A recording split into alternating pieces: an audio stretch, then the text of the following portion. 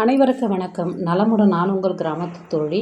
இவ்வுலகில் அனைவரும் நலமுடன் இருக்க பிரபஞ்சத்திற்கு கோடான கோடி நன்றிகள் பல. வாங்க பச்சை பட்டாணி வச்சு இன்றைக்கி ஒரு சூப்பரான ஸ்வீட் செய்யலாம்.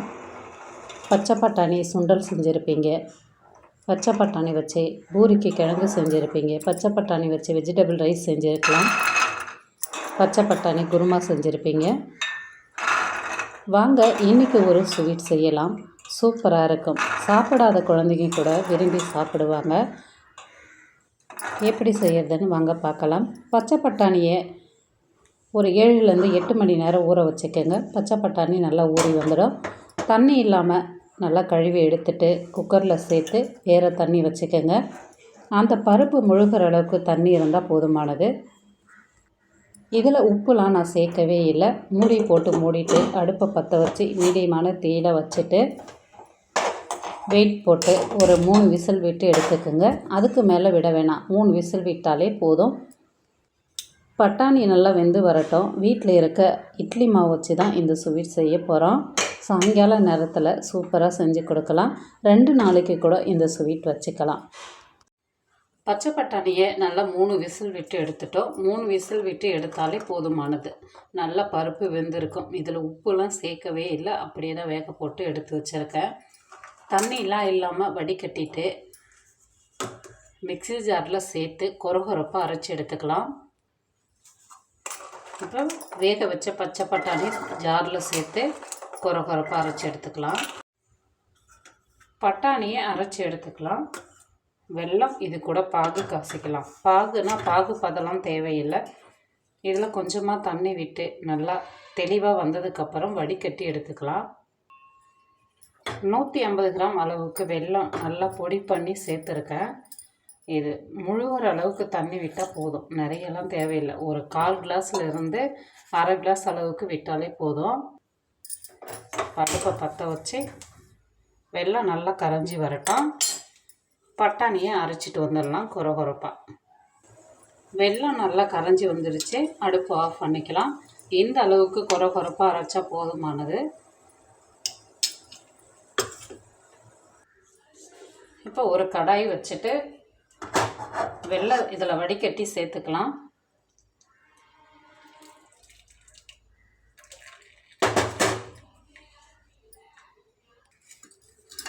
வெல்லம் சேர்த்தாச்சு. இதில் கொஞ்சமாக ஏலக்காய் தூள் சேர்த்துக்கலாம். ஏலக்காய் தூள் இல்லாதப்ப பட்டாணி நம்ம அரைக்கும் போது சேர்த்து அரைச்சி எடுத்துக்கோங்க. இதில் துருவிய தேங்காய் சேர்த்துக்கலாம். ஒரு தேங்காய் அளவுக்கு துருவி எடுத்து வச்சுருக்கேன், சேர்த்துக்கலாம். நீங்கள் மிக்ஸி ஜாரில் சேர்த்து கூட அரைச்சி எடுத்துக்கலாம். நம்மளுக்கு எப்படி வசதியோ அப்படி செஞ்சுக்கோங்க. தேங்காவை ஒரு 3 நிமிஷத்துலேருந்து 4 நிமிஷம் வரைக்கும் நல்லா வெல்லத்தில் கலந்து விட்டுக்கலாம். 2-3 நாளைக்கு நீங்கள் வச்சுக்கிறதா இருந்தால் தேங்காவை வெறும் வானலில் சேர்த்து நல்லா ஈரப்பதம் போகிற அளவுக்கு வதக்கி விட்டுட்டு அதுக்கப்புறம் வெள்ளைப்பாகு கூட சேர்த்துக்கலாம்.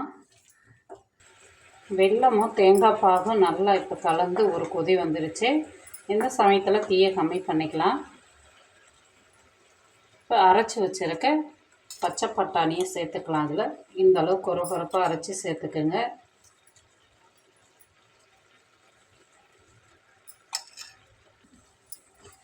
இப்போ நல்லா கலந்து விட்டுக்கலாம். வெள்ளைப்பாகோடு சேர்ந்து நல்லா கலந்து வரட்டும். மீடியமான தீயை வச்சு நல்லா கலந்து விட்டாச்சு. வெள்ளைப்பாகோடு சேர்ந்து பச்சை பட்டாணியை நல்லா ஒன்றோட ஒன்று கலந்துருச்சு. இந்த சமயத்தில் 1 ஸ்பூன் அளவுக்கு நீங்கள் நெய் விட்டுக்குங்க. டேஸ்ட்டுக்காக தான் நெய் விடுறோம். நல்லா வாசனையாக இருக்கும் நம்ம சாப்பிடும்போது. அதனால் 1 ஸ்பூன் அளவுக்கு மட்டும் நெய் விட்டுக்கலாம். நல்லா கெட்டி பதத்துக்கு வந்துடுச்சு. இந்த சமயத்தில் அடுப்பு ஆஃப் பண்ணிக்கலாம். அடுப்பு ஆஃப் பண்ணிவிட்டு நல்லா ஆற வச்சு சின்ன சின்னதாக கோலி சைஸ் அளவுக்கு உருண்டை உருட்டி எடுத்துக்கோங்க. இந்த அளவுக்கு இருந்தால் தான் ஆற வச்சோம்னா கரெக்டாக இருக்கும் உருண்டை பிடிக்கிறதுக்கு. சின்ன சின்ன சைஸாக உருண்டை பிடிச்சி வச்சுருக்கேன். நீங்கள் எண்ணெயில் போட்டு பொரிச்சு எடுக்கிறது இருந்தால் இன்னும் கூட கொஞ்சம் பெருசாக பிடிச்சிக்கலாம். நான் குழி பணியாரத்தில் போட்டு எடுக்க போகிறேன். அதனால் குட்டி குட்டியாக செஞ்சுருக்கேன். குழி பணியார சட்டி அடுப்பில் வச்சுக்கலாம். சட்டி நல்லா சூடாகட்டும். இதில் கொஞ்சமாக எண்ணெய் சேர்த்துக்கலாம். உங்களுக்கு நெய் பிடிக்கும், நெய் இருக்குன்னா சேர்த்துக்குங்க. நெய் சேர்த்து செய்யலாம். ஈவினிங் ஸ்நாக்ஸாகவும் செஞ்சு கொடுக்கலாம். சீக்கிரமாக செஞ்சிடலாம். இல்லை ஃபங்க்ஷன் டைம்லேயும் செய்யலாம். சித்திரை 1 வருது, சித்திரை 1க்கு கூட இந்த ஸ்வீட் செய்யலாம்.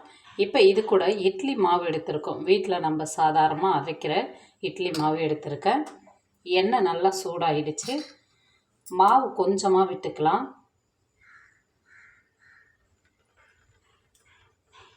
எல்லா குழியிலையும் கொஞ்சம் கொஞ்சம் மாவு விட்டுக்கலாம். மாவில் ஏற்கனவே உப்பு இருக்குது, நீங்கள் உப்புலாம் சேர்க்க வேணாம். நம்ம உருட்டி வச்சுருக்க உருண்டையை இதில் சேர்த்துக்கலாம்.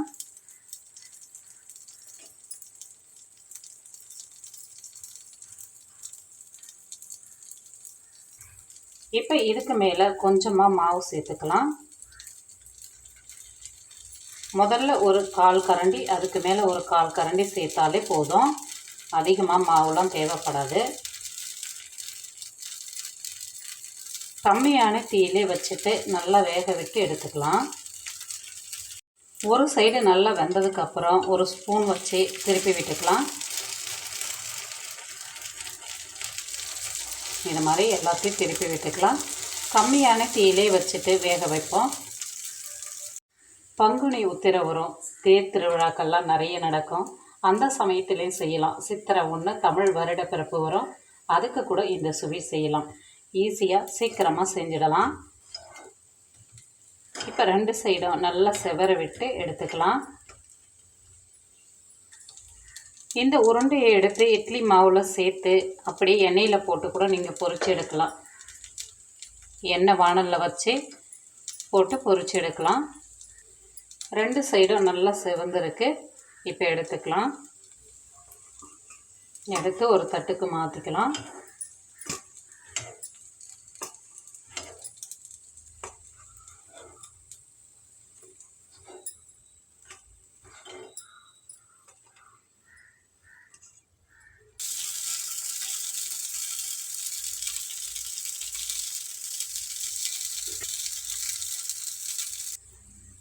இப்போ 2வது போட்டு இருக்கிறதையும் திருப்பி விட்டுக்கலாம். கொஞ்சம் தீ அதிகமாக வச்ச கலர் எந்த அளவுக்கு மாறிடுச்சு பாருங்கள். கம்மியான தீயிலே வச்சுட்டு வேக வைக்கலாம். இது மாதிரி இட்லி மாவு எடுத்து உருண்டை அதில் சேர்த்துட்டு இப்படி வச்சு கூட அப்படியே எடுத்து நீங்கள் சேர்த்துக்கலாம். இதை மாதிரியும் நீங்கள் செய்யலாம்.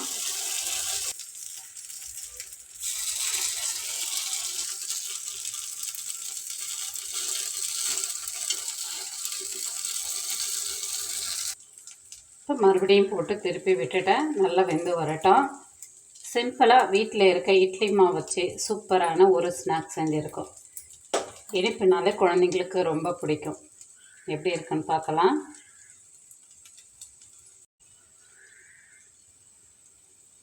சூப்பராக இருக்குங்க. டேஸ்ட்டு ஒன்று சாப்பிட்டு பார்த்தேன். நல்லா சுவையாக சூப்பராக இருக்குது. பச்சை பட்டாணி வச்சு இதை மாதிரி நீங்கள் செஞ்சு கொடுங்க. இந்த வீடியோ உங்களுக்கு பிடிச்சதுன்னா லைக் பண்ணுங்கள், ஷேர் பண்ணுங்கள். கிராமத்து சேனலை சப்ஸ்கிரைப் பண்ணுங்கள். பாய்.